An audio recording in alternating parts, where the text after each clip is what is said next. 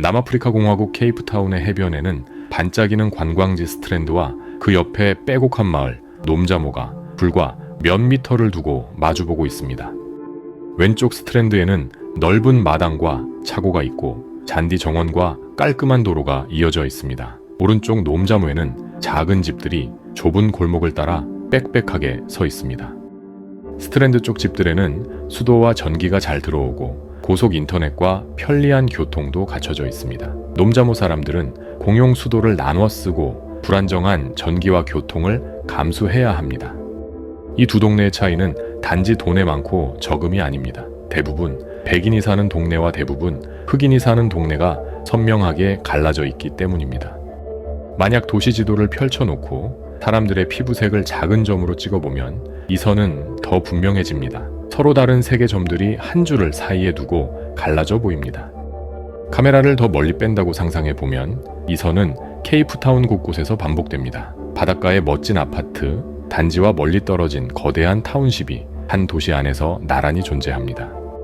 이것은 케이프타운만의 이야기가 아니라 남아프리카 공화국 전역에서 지금도 계속되고 있는 현실입니다. 살고 있는 동네가 다르다는 사실이 삶의 질까지 결정해버리는 구조입니다.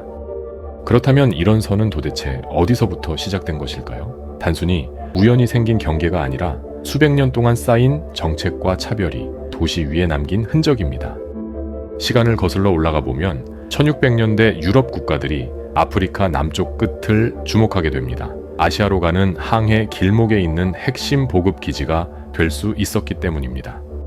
먼저 네덜란드가 이 지역을 점령하고 농장을 세우며 식량을 공급했습니다. 이 과정에서 토착민의 땅을 빼앗고 수많은 사람들을 노예 노동에 동원하기 시작했습니다.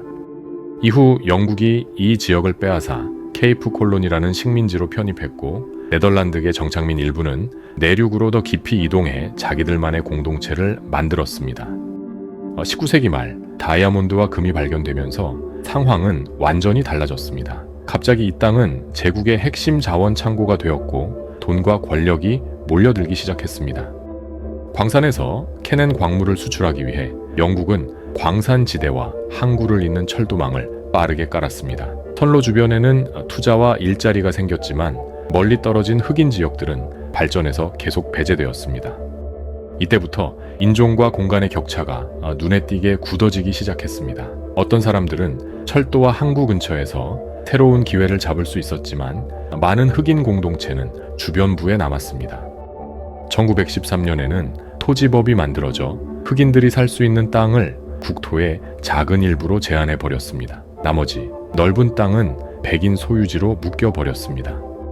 도시에서도 상황은 비슷했습니다. 많은 흑인과 유색인종이 일자리를 찾아 도시로 오면 도심에서 떨어진 가장자리에 불안정한 거주지를 만들 수밖에 없었습니다.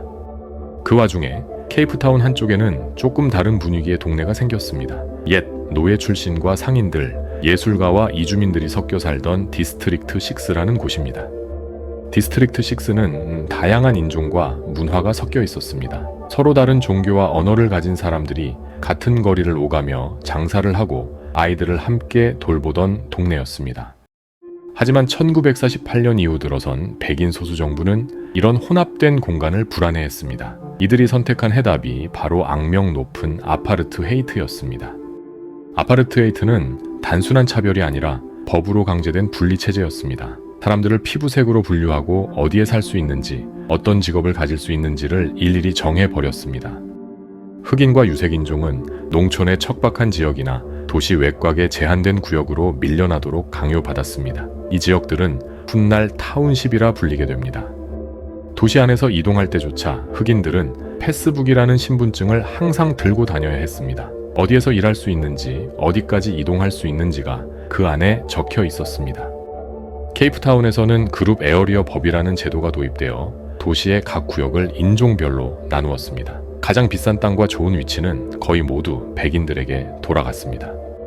1966년 정부는 디스트릭트 6를 백인 전용 지역으로 선포했습니다. 그날 이후 이 동네에 살던 사람들에게 한 장의 통지서가 날아왔습니다. 당신은 이곳에 살 수 없으니 집을 비우라는 명령이었습니다. 불도저가 들어와 거리와 집들을 하나씩 밀어냈고 수만 명의 주민이 강제로 쫓겨났습니다. 사람들은 도시 외곽의 타운십으로 옮겨져 낯선 땅에서 다시 삶을 시작해야 했습니다. 이런 강제 이주는 디스트릭트 6만의 일이 아니었습니다. 남아프리카 곳곳에서 비슷한 폭력이 반복되었고 도시 구조 자체가 인종 분리를 기준으로 다시 설계되었습니다. 오랜 저항과 국제사회의 압력 끝에 1994년 첫 민주선거가 치러졌고 아파르트헤이트법은 공식적으로 폐지되었습니다. 많은 사람들은 이제 모든 것이 달라질 거라 기대했습니다. 새로운 정부는 거주지 제한을 없애고 오랫동안 소외된 시민들을 위해 대규모 공공주택을 짓기 시작했습니다. 전기와 수도를 더 많은 가정에 연결하려고도 했습니다. 하지만 현실은 생각보다 훨씬 복잡했습니다. 도시 중심부의 땅값은 이미 매우 높았고 새로운 집을 지을 여유 부지는 대부분 도시 바깥쪽에만 남아 있었습니다. 결국 많은 공공주택이 다시 도시 외곽에 지어졌고 사람들은 일자리가 몰린 도심까지 매일 오랜 시간을 이동해야 했습니다. 어떤 사람들은 왕복 3시간 이상을 대중교통에 쓰기도 합니다. 통근에 쓰는 시간과 비용이 늘어날수록 가족과 함께 보내는 시간은 줄어들고 아이들 돌봄과 지역사회 활동도 자꾸 뒷순위로 밀려납니다. 가난과 거리의 부담이 다음 세대로 이어지는 구조입니다. 그 사이 도시 중심부와 해변에는 새로운 고급 아파트와 상업지구가 계속 들어서고 있습니다. 부유한 사람들은 직장과 여가시설 가까운 곳에서 짧은 이동만으로 삶을 누립니다. 반면 대부분 흑인 주민들은 여전히 도시 가장자리의 타운십에서 붐비는 미니버스와 버스를 갈아타며 일터와 집을 오가야 합니다. 같은 도시 안에서 보내는 하루지만 삶의 피로도와 기회는 전혀 다르게 쌓입니다.